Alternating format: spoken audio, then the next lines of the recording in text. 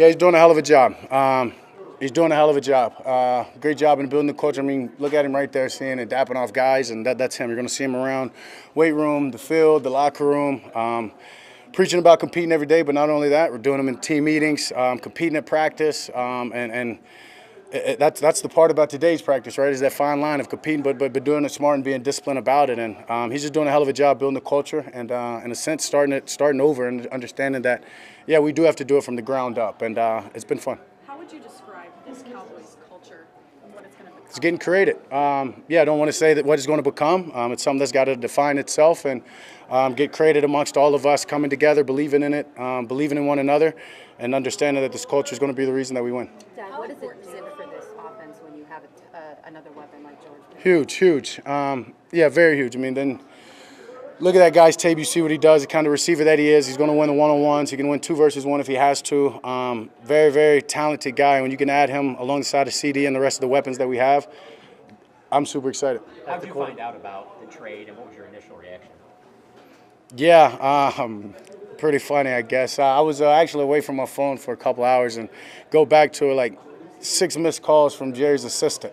So had no idea, literally no idea what it could have been about. And actually a voicemail from Jerry, hey, I got some good news I want to share with you. So I called him back, and he was excited. And he was just telling me that it happened, that it'd be released either later that night or in the next morning. And yeah, just a lot of excitement from the both of us. Can you do that Jerry voice again? No, one time. How big is energy? It seems like you guys are getting energy starting at the top with Schottenheimer, because a lot of fans, I think they kind of roll their eyes. They're like, they're trying to change the culture. But what are you feeling in the building? Energy, 100%, a lot of it. As you said, and starting from Shotty and down to the coaches. I mean, did a hell of a job of calling out the coaches in that instance yesterday and making sure that they're accountable to that, and just to hear their response. And not only their response, the way that they approach practice and the way that they administered some energy and brought it themselves and made sure their players in each position group had it, that collectively you felt it out there in the practice yesterday and obviously today as well. Yeah, I guess the quarterback, how do you kind of balance CD and George both wanting the ball and balancing distribution of passes and things like that as it gets going? Yeah, I mean, I think having a conversation with them up front, maybe that, hey, there are going to be some games and maybe one or the other, it's tough, right? And that's the beauty of having you two guys, is I don't know if it'll ever be tough for both of you. But in that instance, those are 2 unselfish guys, and truly they want to win. And when you're not winning and you're not getting the ball, trust me, I understand the frustration. So I'm never going to be mad at them for frustrating about wanting to win and wanting the ball. So it's the communication, it's the relationship that we're building and we'll continue to build, whether it's amongst me and GP or CD. We've talked about this in the past. Where you were, like in a normal off season, healthy, all that. Am I behind? No. How did you catch up?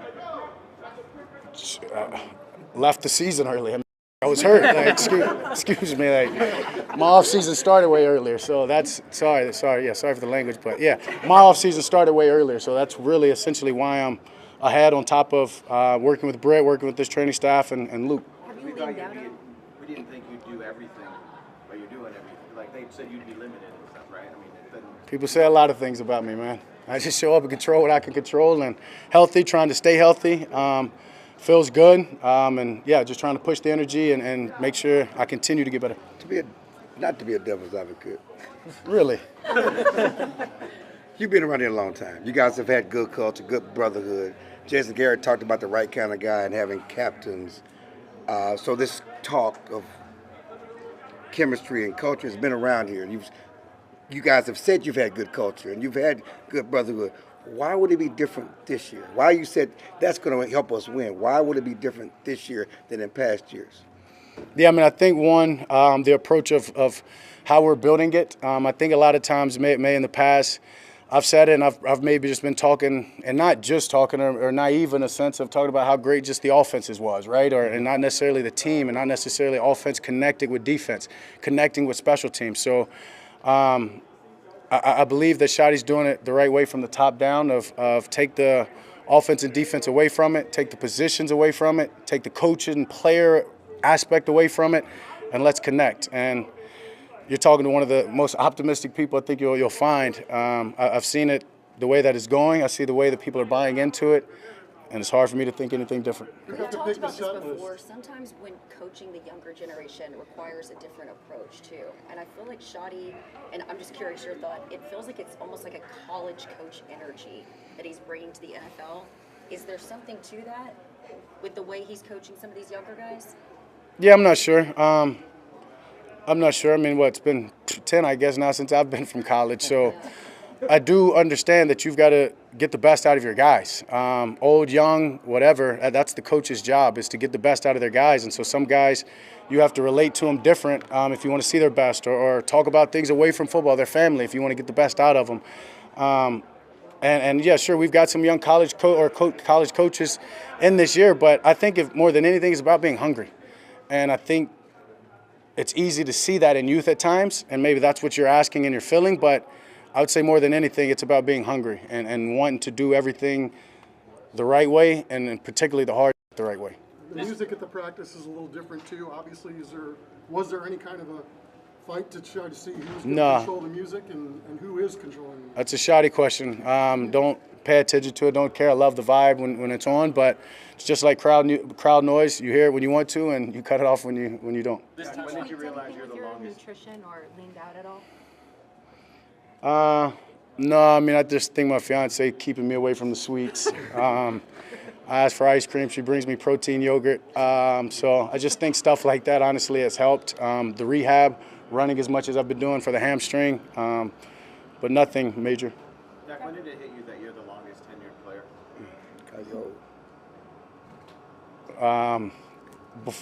During this offseason, I guess before the D-Law signed with Seattle, I knew if he did that, if Zach retired, that would leave me in that position. And yeah, I mean, it's cool. It's amazing how fast it happens. Yeah, and not taking anything for granted. And you mentioned how fast it goes. Like, did you find yourself this offseason going back thinking about 16 and the playoffs and every year that you've made it and things like that? Have you reflected because of that at all?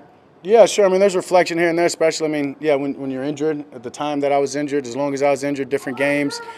Love you too, Sammy, and Big Nate. There was time for that reflection. And yeah, it just makes you that more humble, that much more hungry, and blessed. Blessed to be here, blessed to be doing what I'm doing, walking through these doors every day, playing the game that I love. He called you the old guy in the room. Fair, yeah. I'm the uncle. The guys in there say that. You yeah. I'll be on. This time last year, CD wasn't around because of a contract holdout. How different is it being able to have him from day one in the OT? Yeah, that's huge. That's something that hard to even compare the two because they're so different. Just having him here in OTAs, being able to work with him, getting that extra work in, and understanding, that he's going to be here. I think that's huge. And then you bring in a guy like GP. We're getting ready for game one now with the guys here. Dak, what's your routine in position? I mean, I don't know if that's fair in 2 days of being on the field. I know I can go with the easy one, our first-round pick, Tyler Booker, and obviously it's probably who I've spent the most time with, getting in the huddle with him starting the huddle off with the ones, and whether it's the responsibilities that he has to bring to the huddle or whether it's his communications on the line, he's doing a hell of a job, and you can tell this guy is a football player, a guy has a lot of pride, standard in what he does, and excited for him just to continue.